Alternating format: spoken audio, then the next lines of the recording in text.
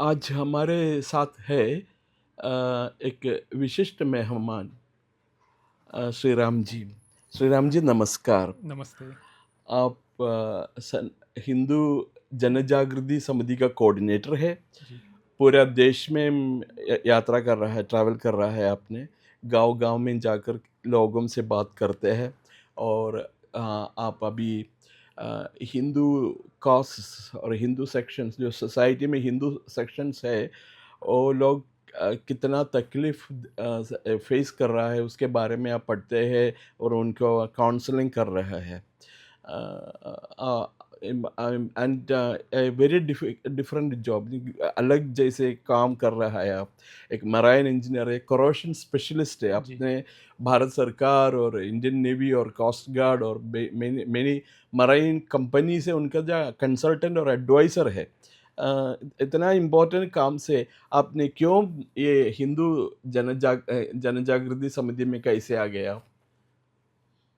सबसे पहले मैं आप सभी को धन्यवाद करता हूँ कि मुझे यहाँ मैं केरल प्रवास में हूँ और यहाँ आकर अपने सनातन धर्म या इसके बारे में बात करने का अवसर मिल रहा है। मेरा करियर सब अच्छा चल रहा था। 10 साल मैंने एक मल्टीनेशनल कंपनी में काम किया और उसी के माध्यम से Indian navy, Indian coast guard या अनेक मल्टीनेशनल कंपनीज़ के साथ मैंने काम किया।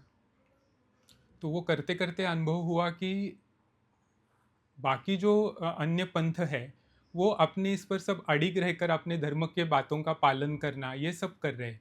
लेकिन जब हम हमारे समाज के बारे में देखते थे, हिंदू समाज के बारे में, तब ध्यान में आया कि हमें मूल जो धर्म के बारे में जागृति होनी चाहिए, जानकारी होनी चाहिए, बेसिक इन्फॉर्मेशन जिसे कहते हैं, वो कमी मेरे मेरे फ्रेंड्स के साथ, कलीग्स के साथ या इवन मेरा जो एजुकेशन पढ़ाई हुई, तो तभी भी ध्यान में आया। लेकिन वो पहले उसका रियलाइजेशन नहीं था। लेकिन जब मैं जॉब करते करते आगे गया, तो एक स्टेज आ गया कि मुझे लगा कि अभी बस, अभी हमारा जो जीवन है वो केवल अपने राष्ट्र और धर्म के लिए समर्पित करना चाहिए।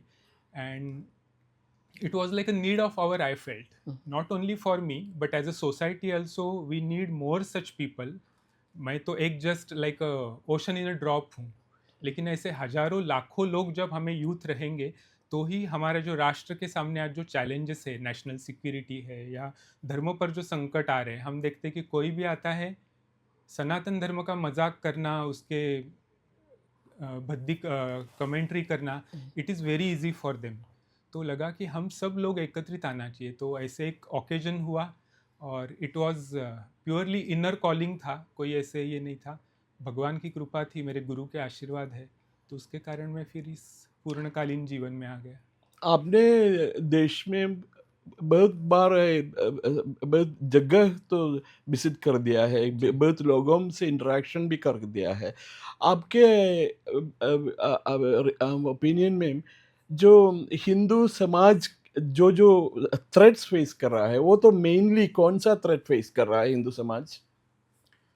एक मीडिया का नैरेटिव हम देखते हैं तो लोगों को इतना पता है कि वेस्ट बंगाल में आएगा तो वहाँ कुछ कम्युनिस्ट कारण ये हो रहा है, तो वो एक रीज़न, पॉलिटिकल रीजंस रहता है। लेकिन जड़ में जाएंगे, उसके हम रूट्स तक जाएंगे, तो ध्यान में आएगा कि हिंदुओं को अपने धर्म की शिक्षा नहीं मिली। यानी why I am Hindu, why I should feel proud अब आई एम हिंदू, तो ये लोगों को पता ही नहीं है। किसी ने बताया, हम कर रहे हैं, टीका लगाना है लगा रहे हैं। लेकिन इसके लिए कोई भी आता है बाहर से, आउटसाइडर्स, जैसे हम कहते हैं कि पहले ब्रिटिशर्स आए, उसके बाद मैकॉले एजुकेशन सिस्टम आई, या अभी कम्युनिस्ट जो प्रभाव है या लेफ्टिस्ट प्रभाव कह सकते हैं, वो हम पर क्यों हावी हो सके? क्योंकि हमें अपने धर्म की ग्रेटनेस क्या है, महानता क्या है, वो पता नहीं चला। तो ऑल ओवर इंडिया में बहुत सारे स्टेट्स में, ऑलमोस्ट 20-22 स्टेट्स में ट्रैवल किया हूँ। तो उसमें ध्यान में आता है कि प्रॉब्लम्स अलग अलग है, लेकिन मूलतः हम अगर धर्म के बारे में थोड़ा भी अभिमान जागरूक रहेगा ना, तो हम ये समस्याओं से जल्दी बाहर आ सकते हैं। मीन्स आज बड़ा उदाहरण जो पिछले एक महीना में टीवी में आ रहा है, देखेंगे तो टीसीएस का हम सब जानते हैं। उसके बाद लेंस कार्ड का देखा। तो प्रॉब्लम्स तो बहुत सारे हैं, लेकिन उसमें जड़ में जाएंगे, अगर एक पीक आने के बाद कोई आके रेजिस्ट करता है या कोई वोकल होता है, तो पता चलता है कि इतने सालों से ये जो सिस्टमेटिक हमारे हिंदू धर्म पर आघात है, तो चल रहे। तो लेंसकार्ट का कोई एक एम्प्लॉय ने अपनी बात रखने का प्रयास किया तो आज कितना बड़ा नेक्सस ओपन हुआ ना। वैसे ही टीसीएस के बारे में है। तो ये जब लोगों को ये करेज आएगा, और वो करेज कैसे आएगा, जब अपने अंदर धर्म का महत्व क्या है पता चलेगा ना, तो लोगों को पता चलेगा कि नहीं, मैं बोल सकता हूँ और मुझे बोलना चाहिए। तो ही आने वाली जनरेशन जिसके बारे में हम अभी बात करेंगे, तो वो सुरक्षित रह पाएगी।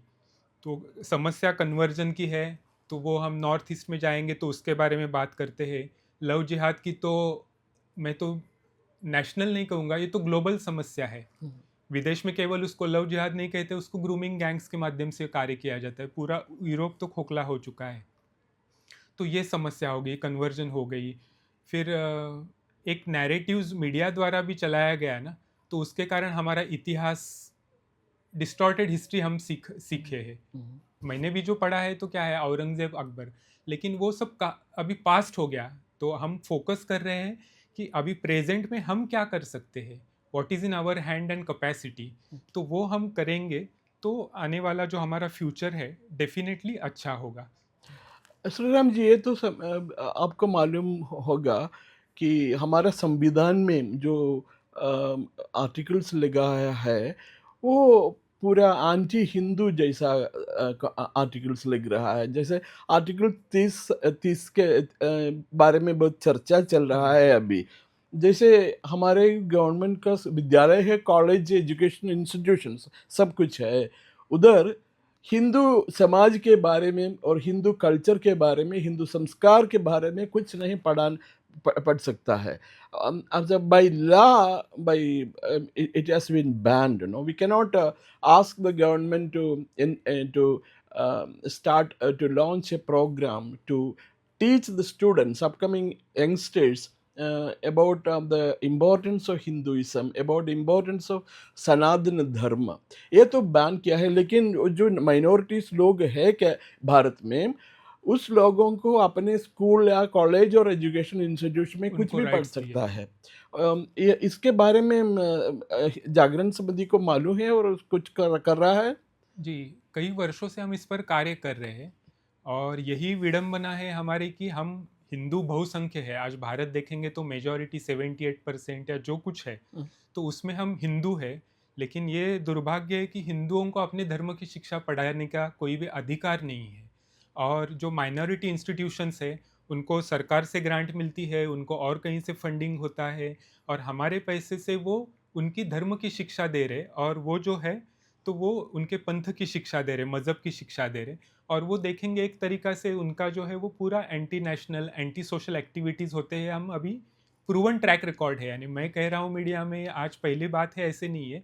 हमारे पास हिस्ट्री है। कोई भी आज गूगल यूज़ करेगा, इवन आर्टिफिशियल इंटेलिजेंस जेमिनाई वगैरह यूज़ करेगा, तो उसमें भी सब स्टैटिस्टिक्स मिल जाएगा।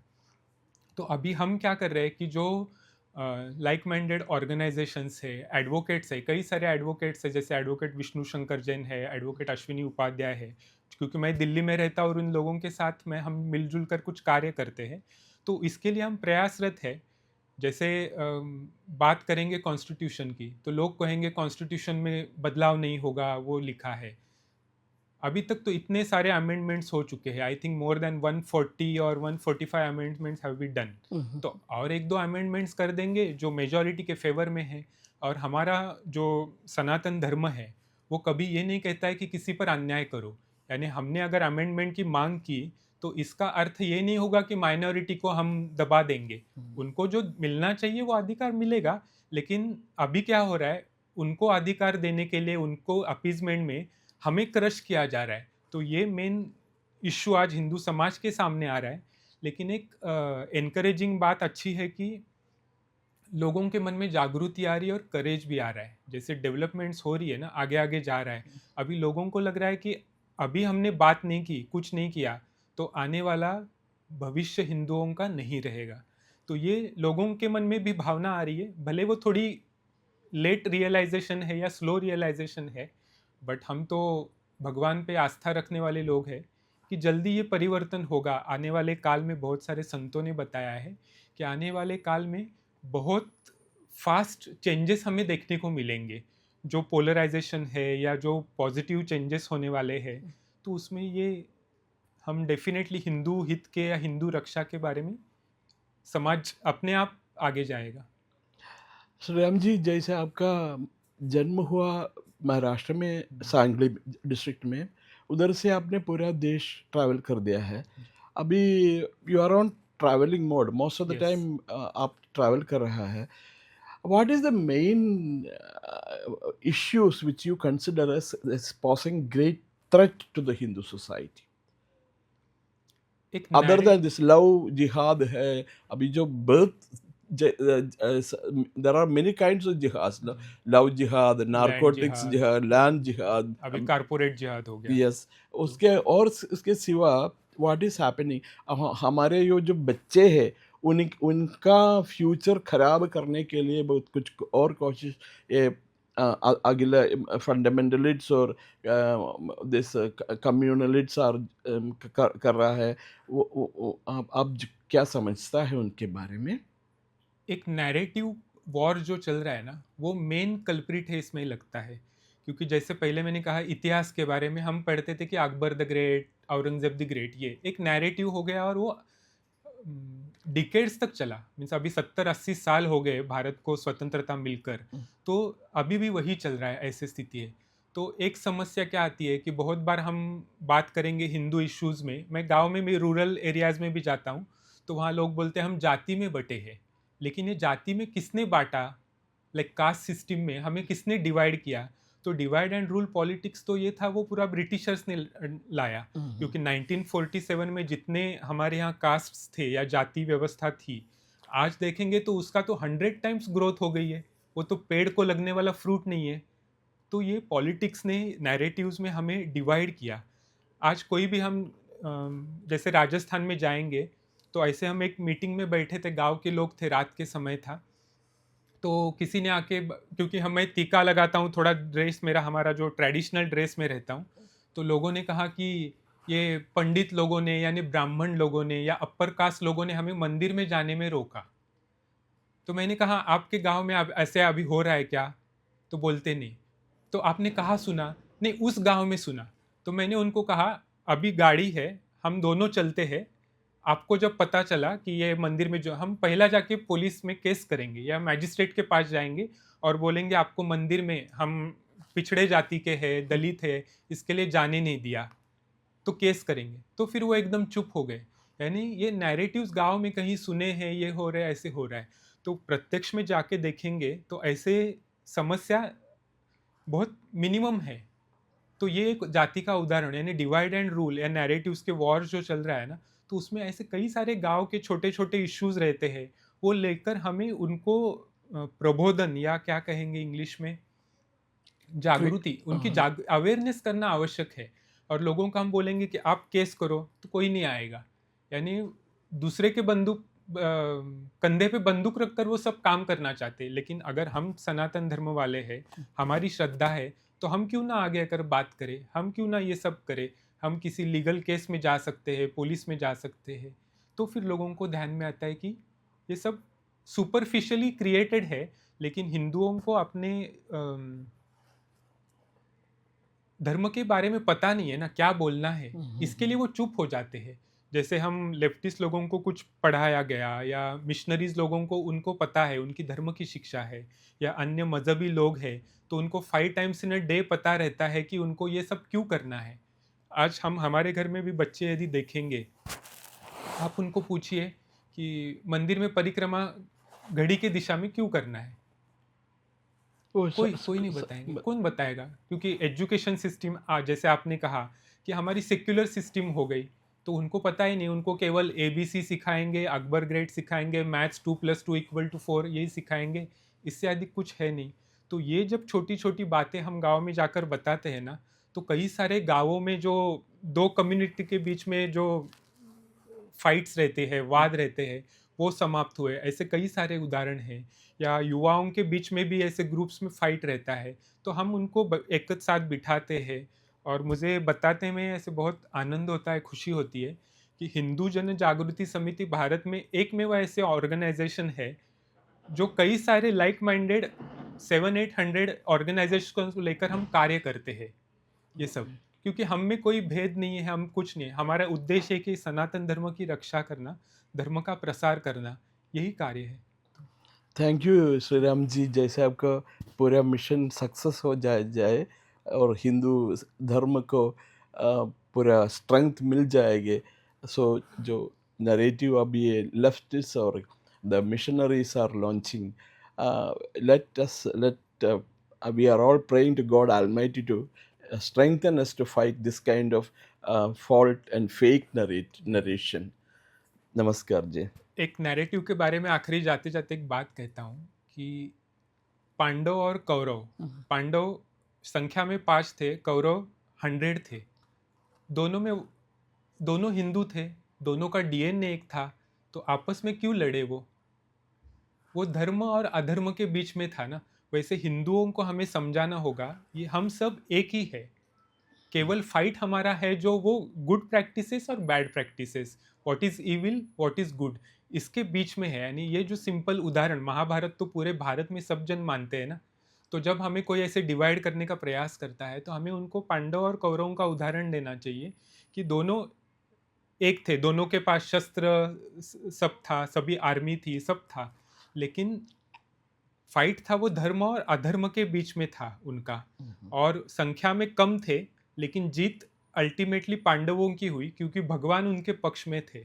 तो आज हम हिंदुओं की बात करते हैं तो भगवान हमारे सेंटर पॉइंट पे होना चाहिए। हम कोई भी कार्य करें, भले लीगल केस है, कोई प्रोटेस्ट कर रहे हैं, कोई हम रैली निकाल रहे हैं, कुछ भी है, तो हमारा सेंटर पॉइंट होना चाहिए कि भगवान, भगवान की सेवा करके हम ये करेंगे ना, तो मैं पूरे श्रद्धा के साथ और अनुभूति के साथ कहता हूँ कि भारत में जितने सारे संगठन आज राष्ट्र और धर्म के लिए कार्य कर रहे हैं, वो डेफिनेटली 101% यशस्वी होंगे। तो ये आखिरी में मेरा आप सभी को कहना था, बात रखने का अवसर मिला, इसके लिए बहुत धन्यवाद। थैंक यू जी, थैंक यू, थैंक यू।